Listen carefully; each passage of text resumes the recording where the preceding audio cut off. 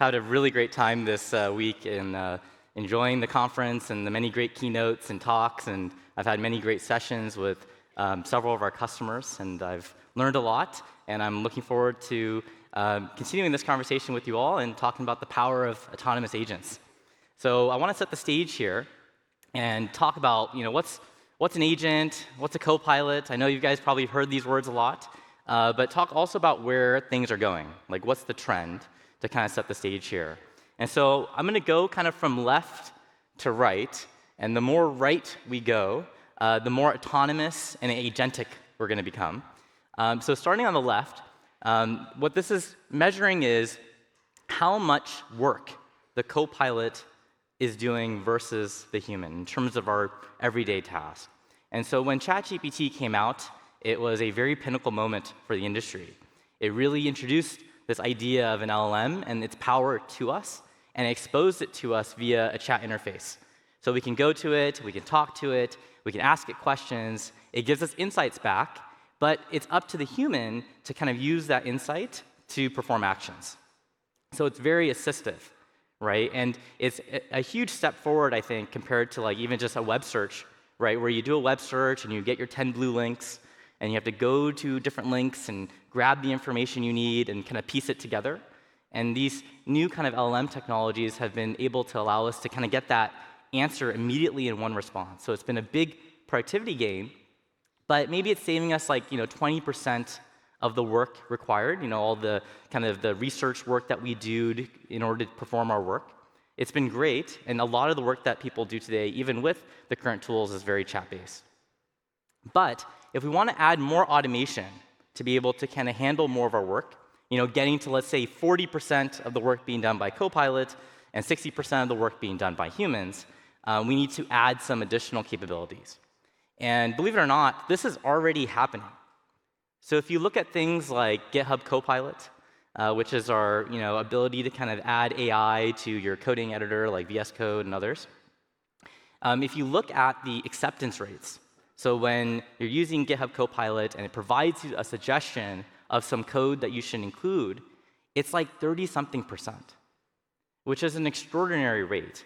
Because essentially, if these coding suggestions are being accepted on a 30% level, that means that like 30% of the code that's being written is being written by AI.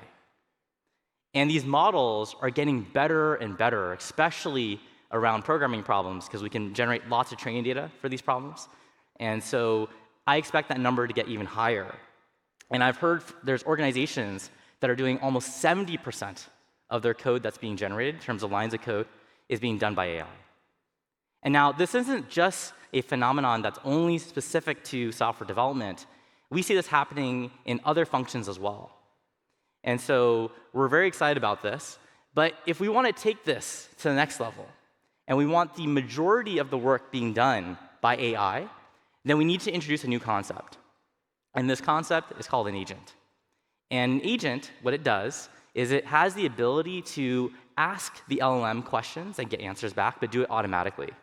And this is important because with a copilot, it's up to the human to manually prompt the copilot and ask it questions. And by very nature of being manual, you can't really automate much of the work.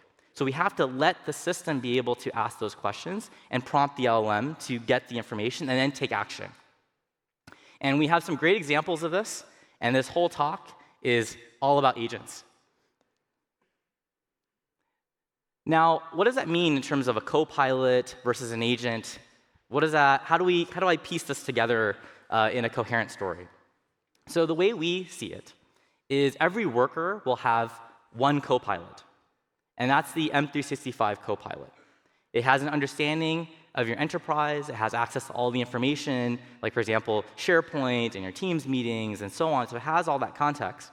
And it'll be your companion. You can ask it questions, and it'll help you and guide you through your work. But the other thing that this Copilot is going to include is the ability to understand all the agents that you might have and all the work that those agents are doing for you. And so it's going to become like a managerial interface to all your agents. So you might have just one Copilot, but you could have potentially hundreds of different agents doing work on your behalf. And you can think of these agents as ones that are tied to specific KPIs or metrics. And we'll talk about a bunch of these examples today. But the way to also think about Copilot Studio, which I'm sure you've heard a lot about, is think of this as your ability to customize your Copilot and the ability to customize these agents with low code, no code, even create your own agents with low code, no code. So that becomes our extensibility layer for being able to make these agents do exactly what you want. So let's talk about these agents. So we have different types of agents. We kind of put them in 3 buckets. We have the pre-built agents, which are agents that we just give you. They work out of the box. They solve specific problems. And then you may want to actually customize these pre-built agents or create your own agents. And you can do that with Copilot Studio and Azure Foundry. Copilot Studio being, you could do low-code, no-code ways of building these agents. And then with Foundry and Azure AI, you can go in pro-code and do it that way as well. We also have many agents that are getting developed by the ecosystem. Satya gave a talk at Ignite last year where he showed the Adobe Experience Cloud agent in M365. That's a great example. We have other great companies who are building agents, and they're all getting integrated into our system. So it'll show up in M365 Copilot, so it could be that one Copilot that helps you manage many agents. We're going to spend a lot of time in this talk talking about our pre-built agents. One of the biggest points of feedback I hear in our conversations with customers is, agent sounds great, but can you make it real? Give me some specific examples of agents and the work that they've done with real results. And let me run those, and then I can do something, because I'm not quite ready yet to create my own agent from scratch. So that's where our pre-built agents come in. I'm going to go through 3 different pre-built agents end to end. And the first one is our researcher agent.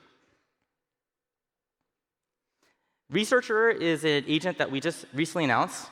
It gets bundled in M365 Copilot, and it is easily my favorite M365 Copilot agent. And instead of just talking about it, I'm going to do a live demo of this on my machine. So hopefully the demo gods are happy, and this all works. So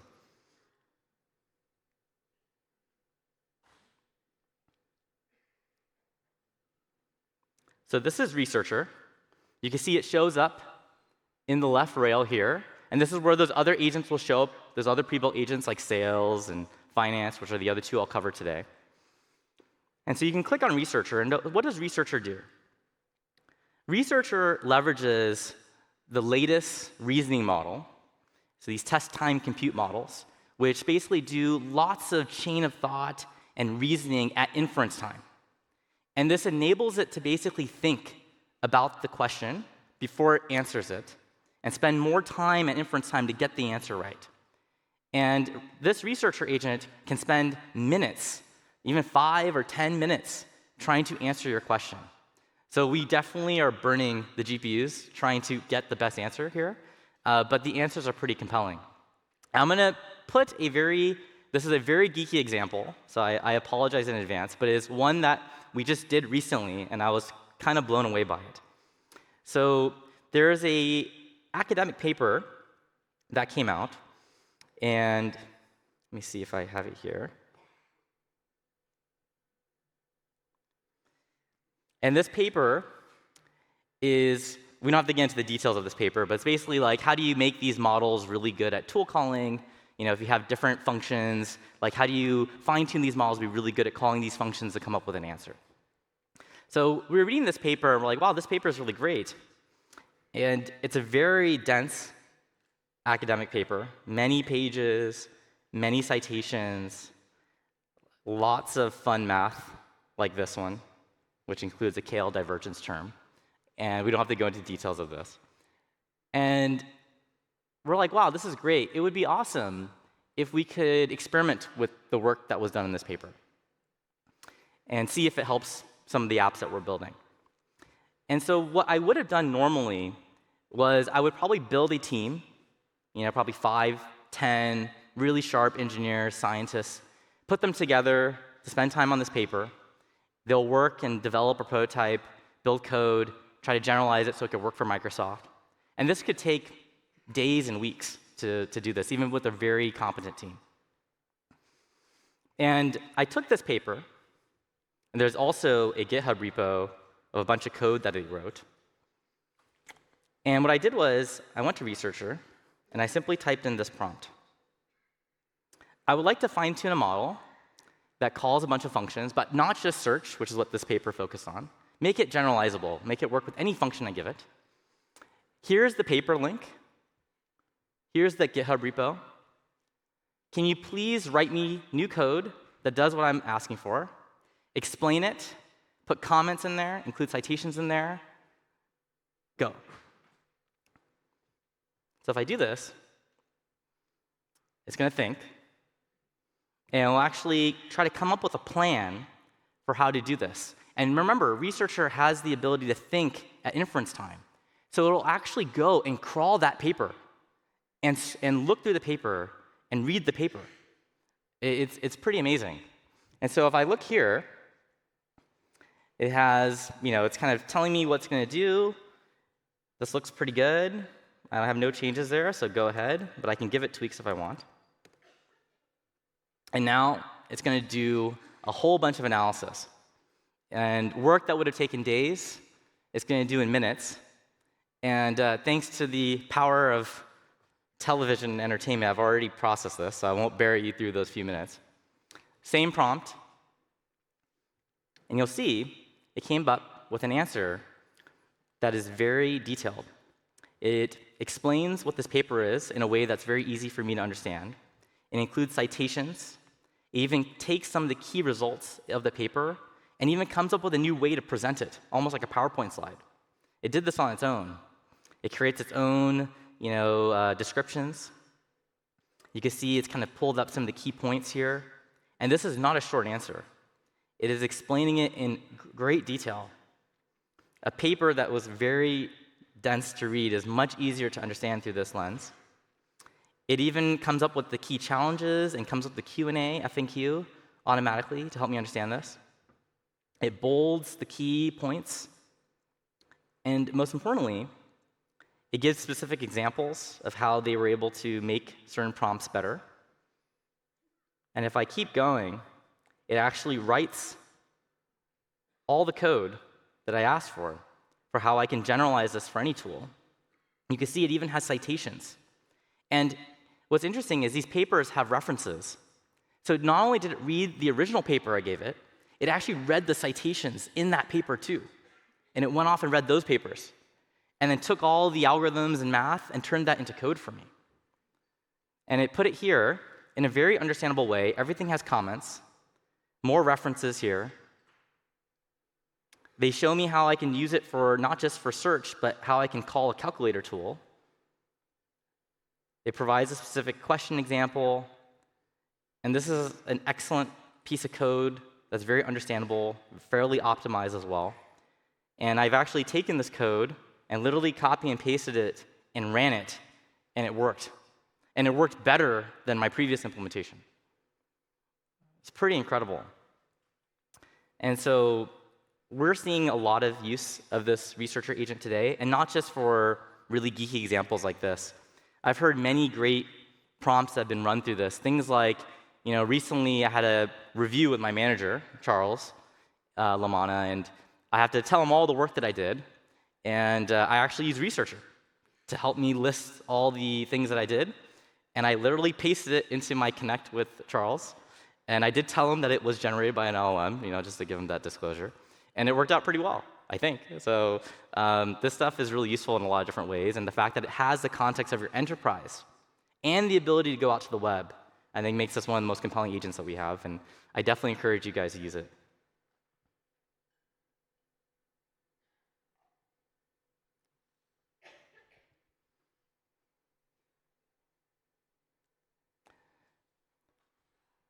So that's the first agent. There's 2 more to go. The second agent I want to talk about is our sales agents. So sales is a very great role and function to apply AI to.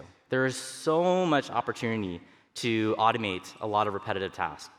Sales reps, for example, spend an enormous amount of time going into the CRM system, whether it's Dynamics or others, entering data manually about this person I met with, this contact, here's the job title, job description, here's my meeting I had with them, here's all the notes, this email exchange I had, let me add that to this opportunity record. It is very mundane, and it's not core selling. Sellers do not sell in the CRM system. Sellers sell in Office. They sell when they write emails to the potential customers that they're talking to. They sell when they're in Teams meetings, pitching, and so forth. They want to spend more energy there. And if there was anything that we could apply AI to, it's doing data logging in bookkeeping. That is something that is a fairly solved problem, and especially with the power of AI. And AI could do it better. It could provide deeper descriptions. Like you saw the researcher note, how detailed that was. It would have been very difficult for me to write a paper that well. We can use that same capability to write really great, for example, meeting notes. And when a meeting happens, we can write really detailed meeting notes and action items, and then automatically save that to the CRM. When you encounter a new contact at an account, we can automatically save that contact with all the descriptions and put that in the CRM for you. And it's not just time savings. It's literally data that's never making it to the CRM. Right? Like when you have these meetings, it's because it's so laborious to be able to put that information into the CRM. A lot of that information just doesn't even make it to the CRM. And the CRM and all these systems that we spend so much energy and money on is only as good as the data that you put into it. So I would argue that you have to use agents to be able to make the most of those investments to get all the data you need to making those systems really successful. So we have agents that will help you log records into the CRM, contact records, opportunities, updates, meeting notes, everything coming into the CRM. We can help automate those flows. The other thing as well is that we're also seeing things like we can use agents to understand a lead. When a new lead comes in, we can research that lead and find out what's new about this lead. Has this lead been expanding in their office space? Is there any news or new recent financial information and filings and updates that we can talk about to reach out about? So it will actually automate that research and then generate email drafts and then share those with the sales reps all automatically. And you can take it one step further, and if you want the reps to send it and control it, great. But if you want the agent to just go ahead and email the leads directly, it can do that too autonomously. And so all these things are real. We have these deployed with customers. We have this running inside of Microsoft. And I'd love to show it to you in action. Let's take a look at Microsoft's vision for the future of lead engagement, a future with no lead left behind. In this example, Boulder Innovations is a company that sells agricultural equipment. Today, they have more leads than can be handled. For each one that comes in, a sales rep needs to research, craft engaging communication with the customer, and manually enter information into the quote system. And it can take the same amount of time to work on a low-margin deal, like for a single mower, as on a high-margin one, such as a combine. But what if every low-margin deal got the same attention and care as a high-margin lead without any extra load on sales reps? Using the power of AI, we've built an autonomous sales development representative, an AI SDR, to handle these low-margin requests for you. This SDR can have intelligent two-way conversations with your customers, guiding them to the right purchases through the entire purchase process, and only handing off to a sales rep when necessary. Let's see it in action. I am a buyer interested in purchasing some commercial mowers. I go to the dealer website where I fill out the contact form. Here, I'm looking to purchase some mowers for my solar farm, and I'm asking for help deciding which type to purchase. When I hit submit, the autonomous SDR goes to work in the background. It intercepts the message and generates a personalized email response. Here, the response just came in. I can see it answered my questions. It provided information comparing the two types of mowers I asked about and recommended the no-turn mowers. It also asks some clarifying questions to help get to a specific model and determine the quantity. I see it mentioned a previous purchase from a couple years ago and talked about what is new since that purchase. It knows I am a loyal customer. Where did this info come from? Some of it is from the Azure Data Lake. This part is from the Boulder Innovations website, and this is from the CRM account history. As the customer, I can respond with more detail and ask any additional questions. I can carry on a two-way conversation until I have my questions answered, and the SDR has enough information to move forward with the order. In this case, it can provide me with a link to purchase or schedule a meeting. I can complete the entire sale through the SDR.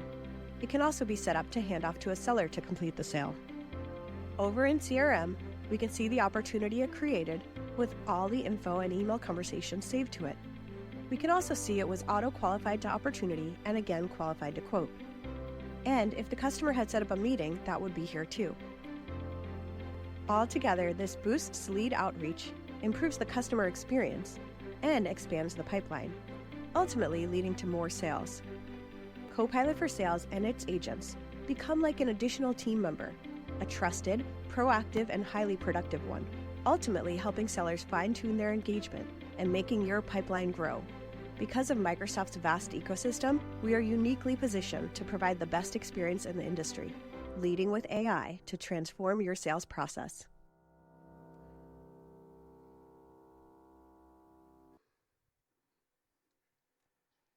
Great. I think one key point I want to hit on is the improving the customer experience.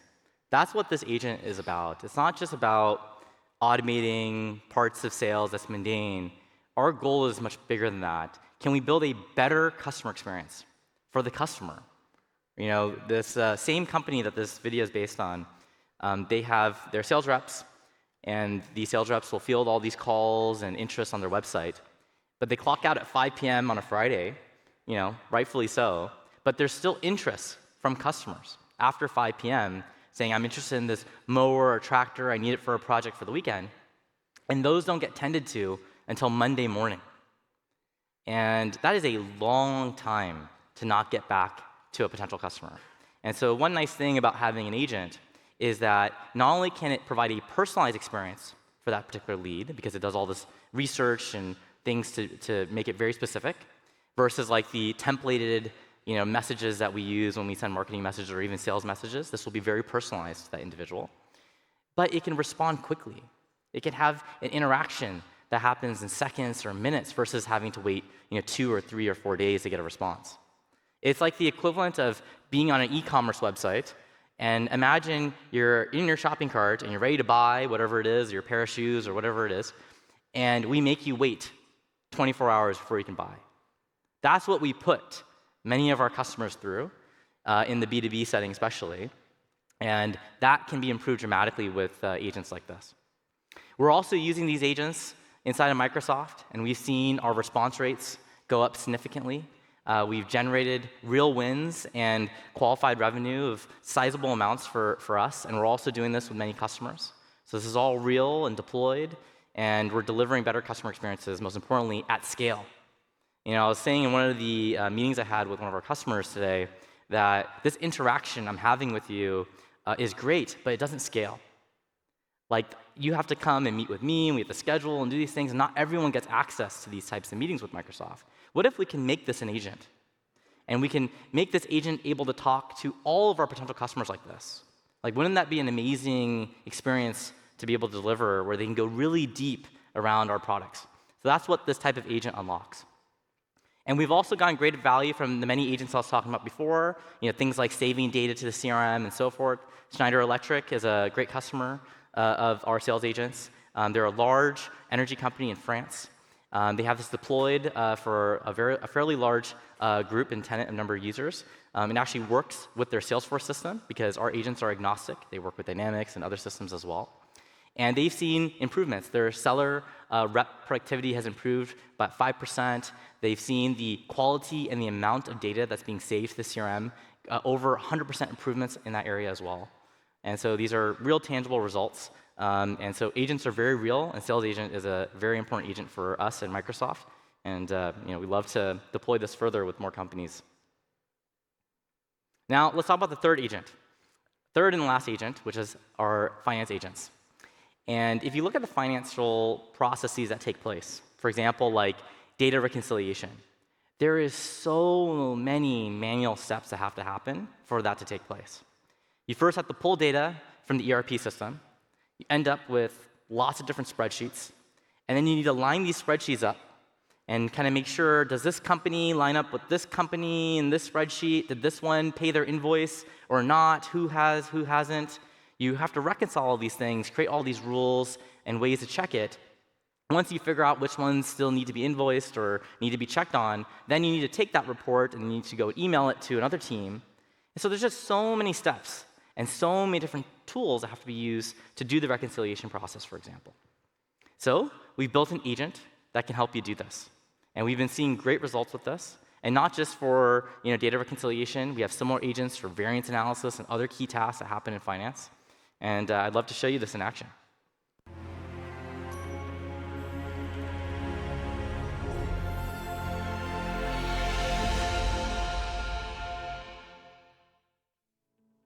Meet Devin. He's a finance manager at Northwind Traders.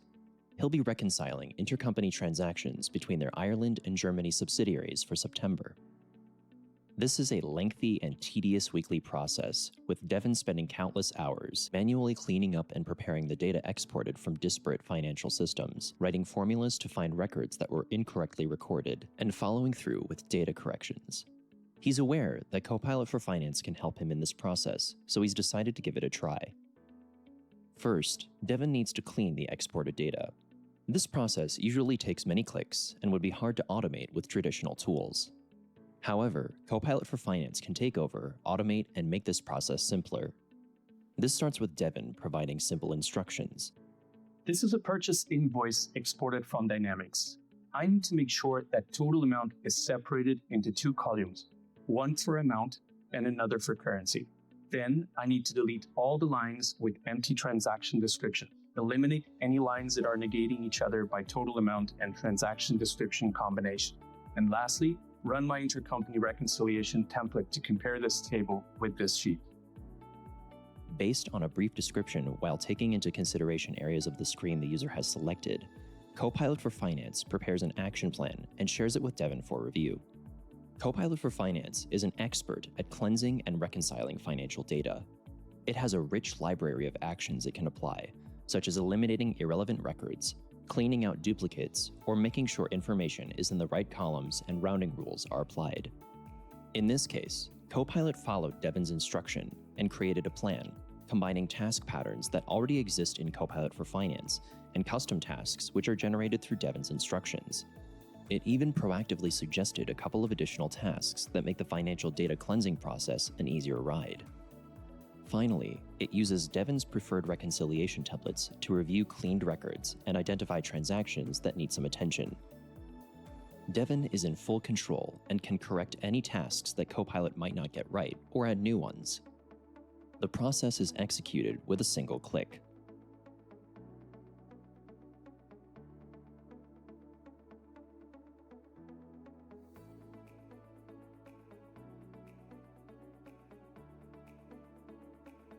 Once completed, Devin can review the result and, if needed, refine the process until he's fully confident everything looks good. After the action plan is set, he can save it as a template and configure it to run on a recurring basis, completing his reconciliation end-to-end, with issues that need attention reported to him over Teams. Devin can run this process daily, keeping the data accurate and uncovering issues as soon as they occur. With Copilot for Finance, reconciling financial transactions is simple, automating manual tasks while improving financial accuracy and efficiency.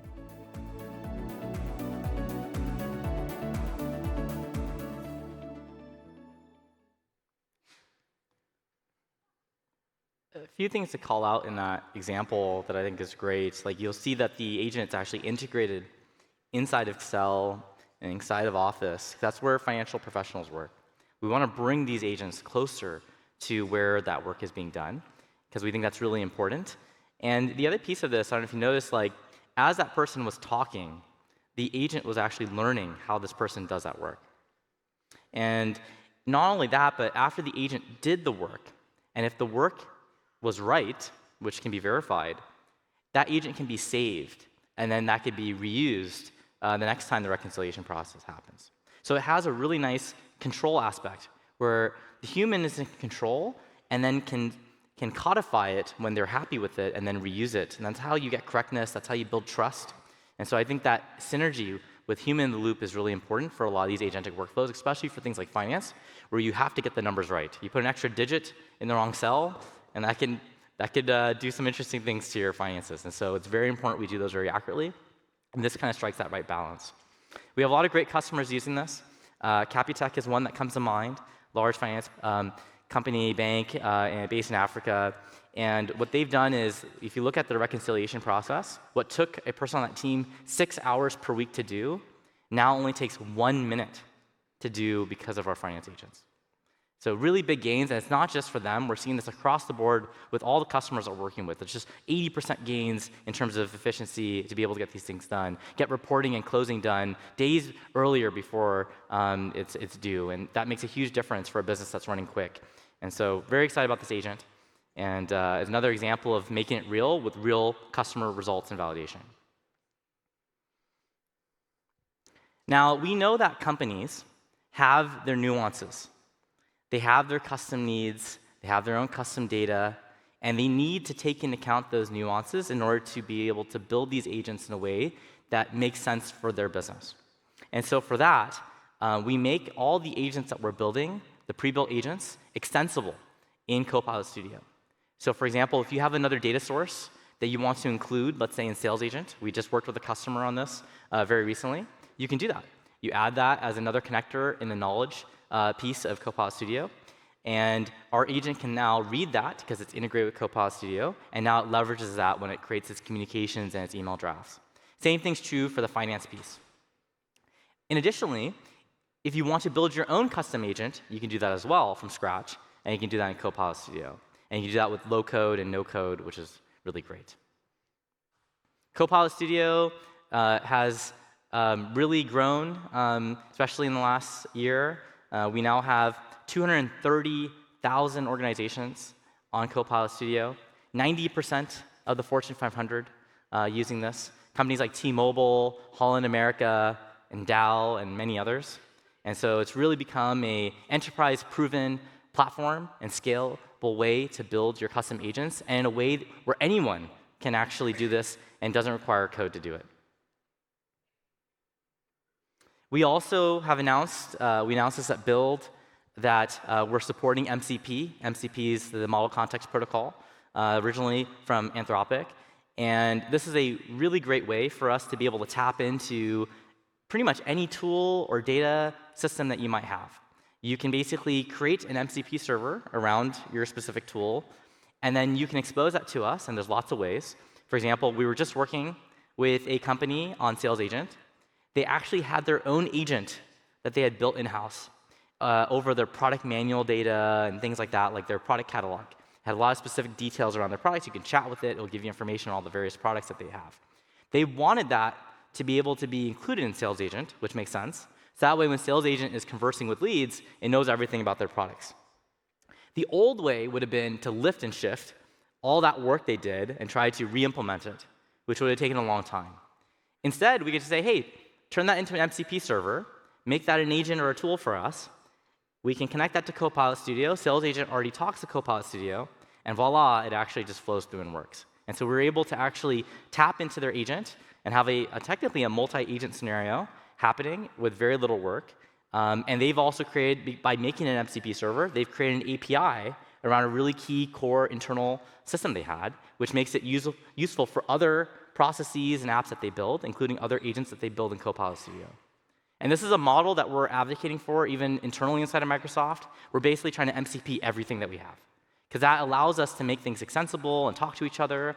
And as these reasoning models get better and better, like for example, Researcher, you'll just be able to connect your MCP server to it. And now Researcher, just like how it called web search, could actually call your tool and be able to use that to build amazing experiences. Now, the question that we get asked often is, how do I get started with all this? How do I become proficient in AI? And it's a very good question. And so we'll kind of like, I'll give you the crawl, walk, and run of this. The first thing is just use it. Just start using it. Like, it doesn't really matter where you start, but like, go, for example, into EPPC25 Copilot and start asking questions. Go into Researcher and start asking questions. And it really does take that leap to kind of make it eventually a daily habit.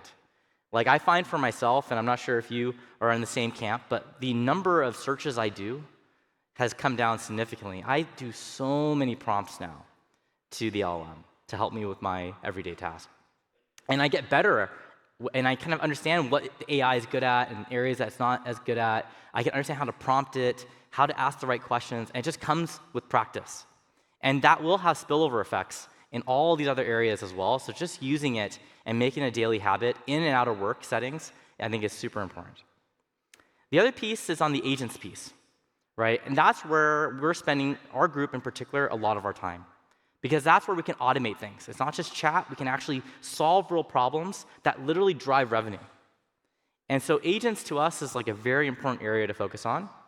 And there's a couple things you can do here. One, if you're on Copilot Studio, go ahead and start building custom agents from scratch. It's as simple as typing in a natural language prompt of what you want the agent to do and just see what it does.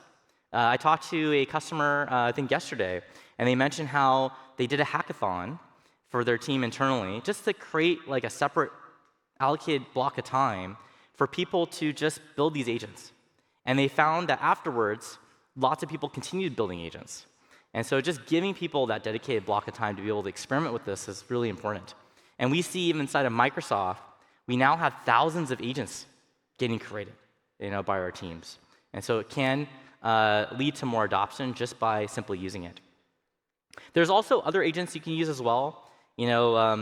My son, he was very interested in AI. I might be to blame for this, but I think he naturally likes AI. And he wanted to build his own video game. And if I wanted to help him with this before AI and all these technologies came out, I would have probably spent like a few months with him, teaching him how to write Python code, and then learning the various libraries, and then we probably have to spend a couple days building the game, looking up all the documentation of all the libraries and all those things. Instead, what he did was he actually installed one of these vibe coding agents. And so he installed this on his machine, and there's a nice chat box there, and he goes, okay, I want you to build me a chess game, and I want this chess game to do all these things. It was like, if I hold the piece, it lights up all the legal moves, and I want the colors to be this. And I was looking at him typing this. I'm like, I'm not sure if this is going to work. This is a pretty advanced game, but I try to keep my lips tight. And then he ran it, and it didn't work. And so then he started changing the prompt, and I think 2-3 prompts later, all of a sudden he presses enter, and then this window just pops up, and then there's chess. And it's exactly what he wanted, like the colors in here, and he could hold the chess piece, and then all these things lit up in terms of where that chess piece can move. And I was blown away. And I think for my son, he was like, "This is just expected." For him, it's like that's how it should be. It should have worked. It should have worked the first time. And then he starts kind of prompting, I want this to be like this. I want this color to be like this. And he just starts changing the game as he's playing it. And it reloads, and he's customizing the game as he goes, and I was just so blown away by this. And so I think, for us, I think there's so many opportunities for us to experiment with agents. And, if my 10-year-old can do it, I think we all can as well. And I think we could do some really great agentic work inside of enterprise. The most important piece to all this is as you kind of get your feet wet with agents and Copilot and so on, is how do you improve this and how do you make it something that actually has a direct impact on the business? And in order to do this, you need to have a goal, right? So for Sales Agent, our goal was, let's improve the response rate by this. Let's get this much qualified pipeline generated by our agent, this much by this date. And once we created those goals, then we can rally around that and do what we need and instrument our processes to be able to make that happen. Same thing's true for finance agents, right? We can do the same thing. We can say, hey, we want to take something that takes 10 days. We want to bring that down to 2 days. We're going to measure that and work on it until that happens. And it can even apply to some of the Copilot scenarios, right? If you have researcher, maybe you say, okay, every week I'm going to do one researcher prompt, and you put that on your calendar, and you do it, and eventually it becomes a habit. And then maybe you say, okay, well, I have 60% of my team now using researcher, and it's leading to this much improvement. We see how they're using it. Here are the use cases. So just literally measuring things, putting things down on the calendar is a great way to kind of go, and that is what leads to improvements in these agents. You'll get better at these agents. The agents will get better too, because they'll kind of learn from your feedback, hopefully over time as well. And you start to build your AI-first organization. That's the true way to do it. And one thing I want to say on this is it's so important to start doing this now, because the rate of improvement is just been extraordinary with these models. I mentioned earlier that these models are, we get a new reasoning model, it feels like almost every month. And right now, these reasoning models take a few minutes to run, but that's going to soon be a few seconds. And questions that we're asking it that maybe it doesn't get right, it's going to start getting right. Because if you start improving that quickly and you have so many different players trying to make these things better, you take this to the limit and you say in 2 years from now what these models will be capable of doing, I think it'll be extraordinary. And you don't want to wait until then and then say, OK, now I'm going to start to become AI first. No, it really takes that ability to understand and use these tools now and instrument it so when those models do come, you're ready. And one thing that's interesting, just even for our own product team, I tell our team, don't build based on what the models can do today. Like whatever that we find hard, assume they're going to be solved. Because by the time we finish building our app, the new model has already come out. We have to build ahead. So we assume researcher and all these things that take a few minutes, let's assume it takes a few seconds. What use cases does that enable? That's how we're building. And we don't think we should be thinking that way only. We think all of our customers and organizations should be thinking the same way. With that, I'd love to open this up for Q&A. And it sounds like we have some giveaways as well to help incent folks to come up. We have a mic here, and then there's a mic up in the front here as well. I'd love to answer your questions.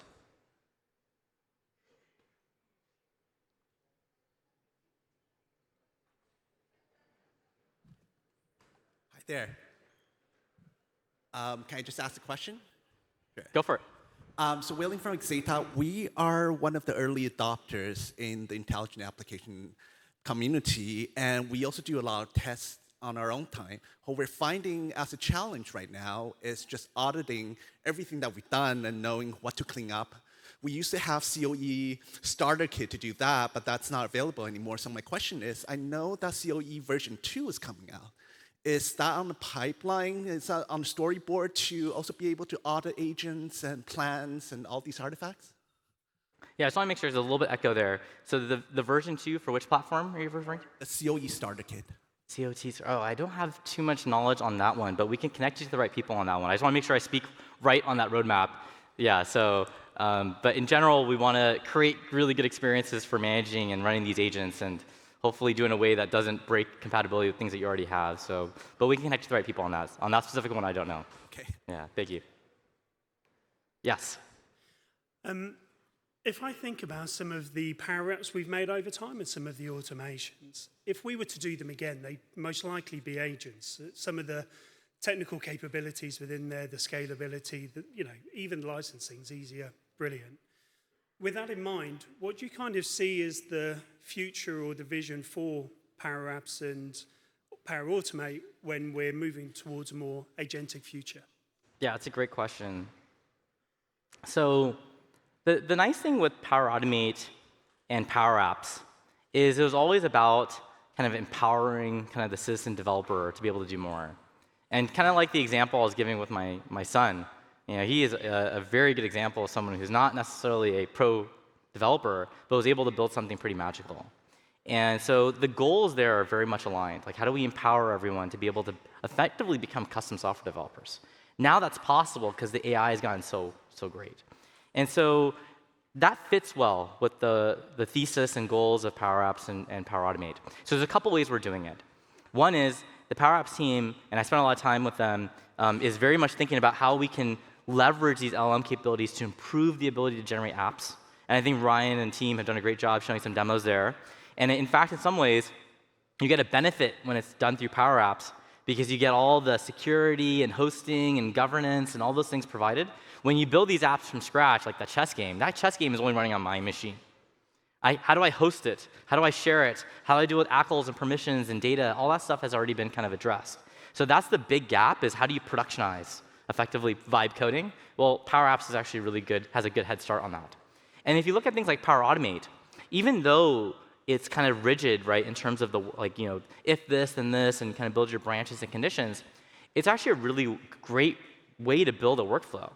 Right? If you think about agents, the most important agents to build are those that are lined up to existing workflows, right? So that's why agents are actually more important for the enterprise than it is for consumer, in my opinion. The best use cases are for the enterprise, because that's where the workflows already are. So the fact that you already have Power Automate workflows, fantastic. And you could agentify those. So for example, you can take, maybe there's like a rule that says, okay, if this is greater than 5, do this or something. And instead, you can replace that step and say, you know what, I'm going to call the LLM on the step. I'm gonna pass in that same data, but maybe instead of saying if something's greater than 5, maybe I could say, hey LM, if this is an unhappy customer, send them this message. You can actually start to give it questions like that, and that improves the coverage, right? Because maybe your greater than 5 ticket issue, or whatever your connection was too, the threshold of it was set in a way where it only addresses a certain number of customer complaints and not everyone.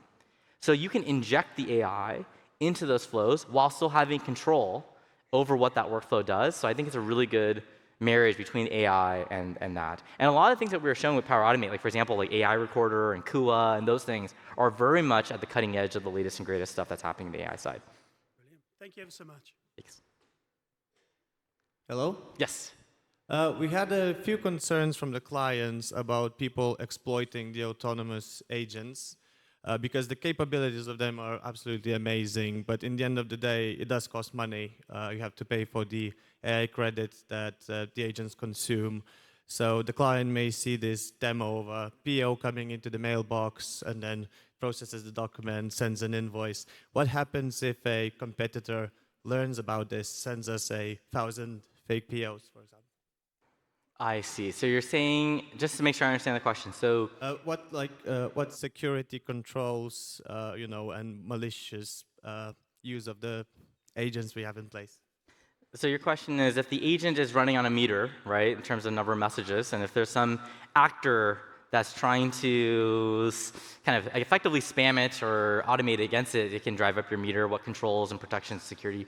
Okay, that's a great question. So a lot of this, the nice thing is I always try to think about these problems with respect to how do we solve these problems today? Because I think if we put agents and all these things on a pedestal and treat them separately, then we lose all the great work we've done around security, guardrailing, and so forth that has been built with just normal Power Apps and Power Automate flows and things like that, which have similar problems. You can still, trust me, you could run a bot against Power Automate. You can run a bot against your app. You can do tons of stuff that can drive up the meter as well. So I would want to borrow as much as we can from that infrastructure, which Microsoft can bring to bear here as well.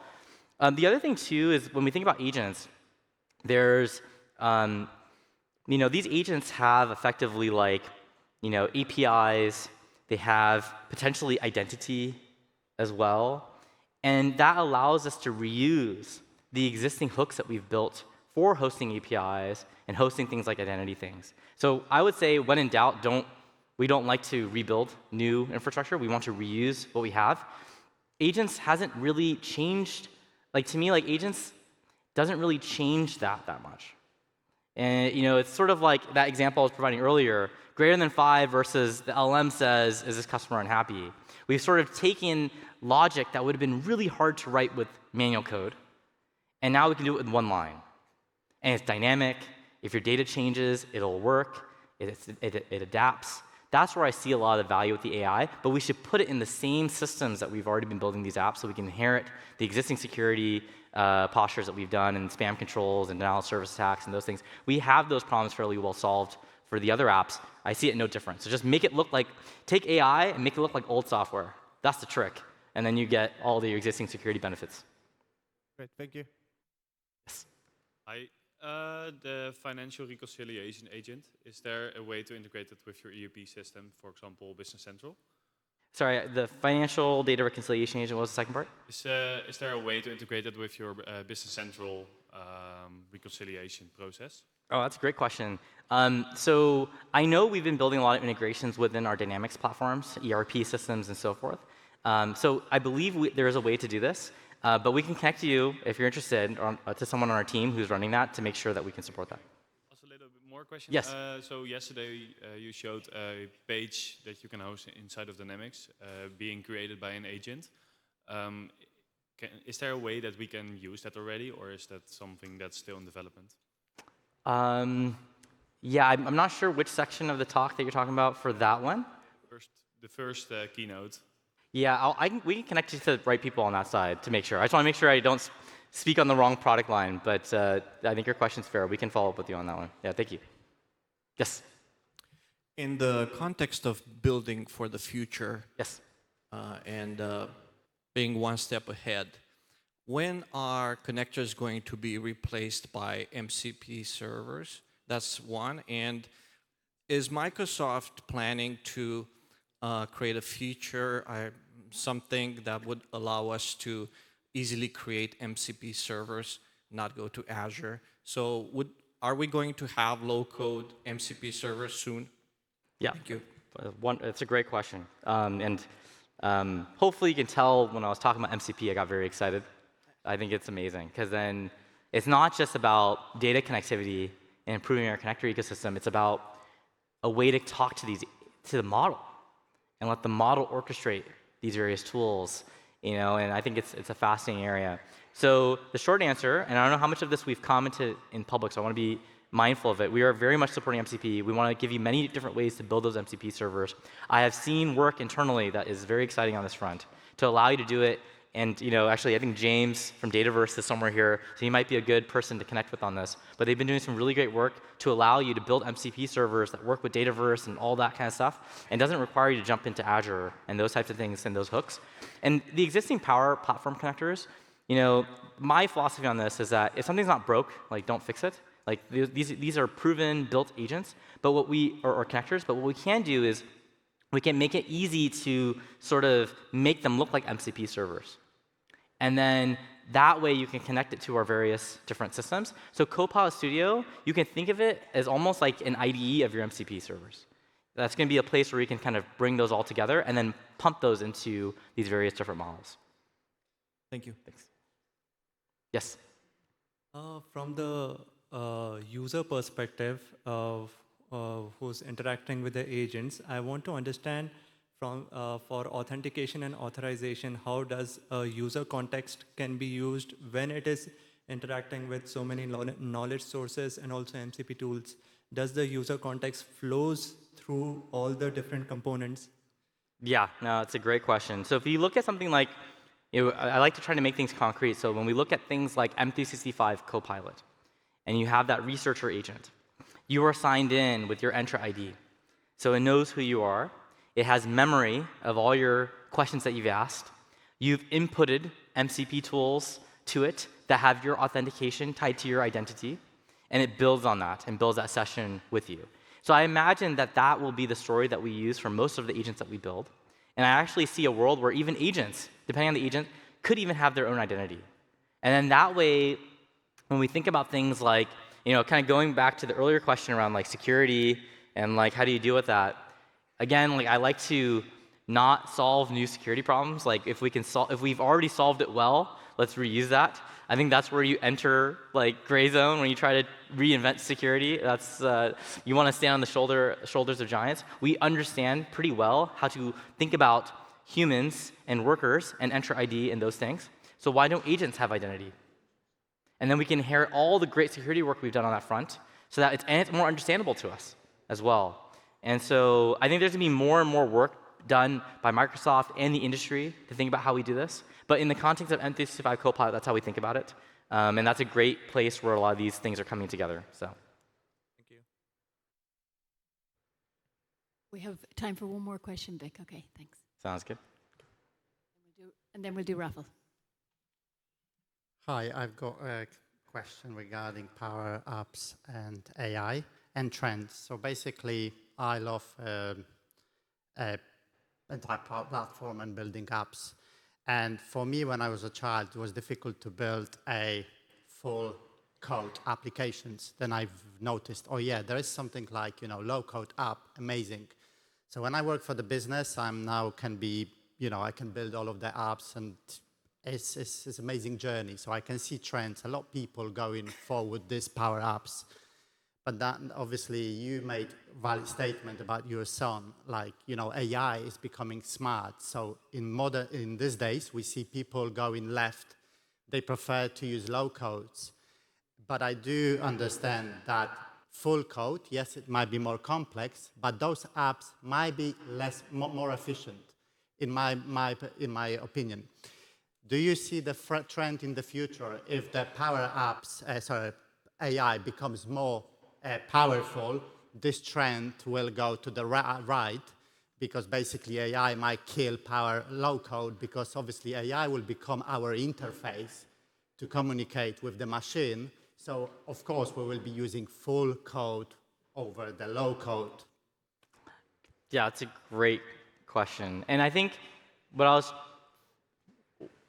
we want to ride the wave of improvement, not fight against it. So these LLMs are getting better and better at writing code. And so we want to ride that wave, not say it has to be done this way. So you're going to see a lot of work, around this kind of idea I was talking about earlier. Power Apps and Power Automate are going to evolve to ride that wave. They're not orthogonal. They're like, they have the same goal, which is if we can allow anyone to build an app. Power App stuff is also generating code behind the scenes. It has a copilot that will execute those things, supporting things like Python and TypeScript and some of these kind of more languages that these LMs have shown to be pretty good at generating, is not out of step with that. So we can be very consistent with that and give you many different ways to do it. I think the tricky part with all these things is how do you host and productionize it? A lot of these apps that people are building with the LLMs directly, they have a problem in terms of hosting it and making it real. And I think the part you mentioned about like there's pro developers, and they can do things that might be more efficient than a low-code generated one. And by low-code, I mean everything, AI, Power Apps, everything. I put that in one camp, because I think that's the right way to think about it. And I think what will happen is pro developers, their ceiling goes up. Because now they could be more efficient in how they write code, because they have all this assistant tools and capabilities to do that. And now everyone can build apps, and the floor comes up as well. And so I see lots of great app development happening. And I think, I also see that you can have an app that has been built in a very efficient fashion, and it can be customized by someone else with this natural prompt, and they can make it their own. So why start from scratch, right? If there's already a good app and I just want to do some small tweaks to it, like it's kind of like the chess game, change the colors, do this. You already have the app working, it gets a lot easier to tweak it. So I think there's going to be a lot of fun synergies around this. I think it's a super exciting time. And just the amount of energy that's going into building these models to generate code is so impressive. And so we're definitely trying to ride that wave and embrace that with our Power Apps and Power Automate and our overall strategy at Microsoft. And we're excited for the future. We think there's going to be a lot of great app development on all parts of that spectrum.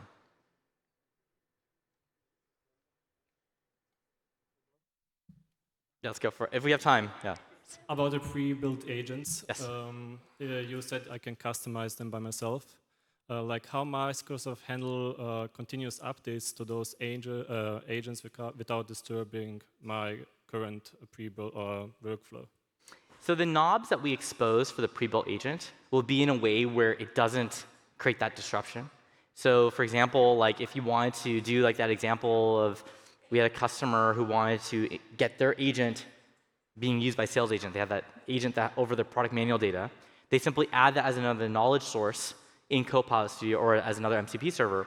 Our agent will check Copilot Studio if there's any new MCP servers, pull that data in automatically, and then figure out a way to use it. So we've kind of exposed those knobs that are good, that don't disrupt the flow.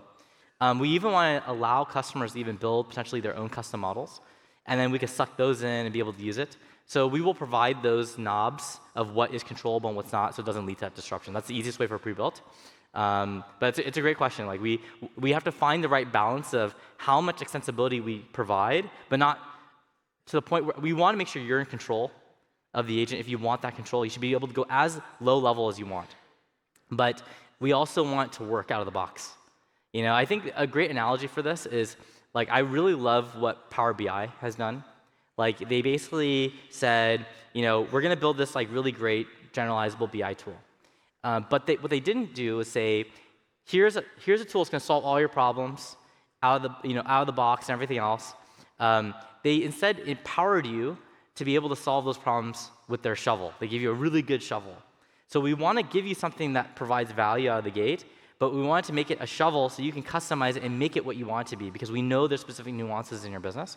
And so we're using Copilot Studio and the various knobs that they have, and they've learned a lot over many years, in terms of what knobs are useful to expose to customers to be able to control agents and knowledge and things. So we inherit that, and we'll make those knobs available for our agents as well in a way that doesn't disrupt the agent.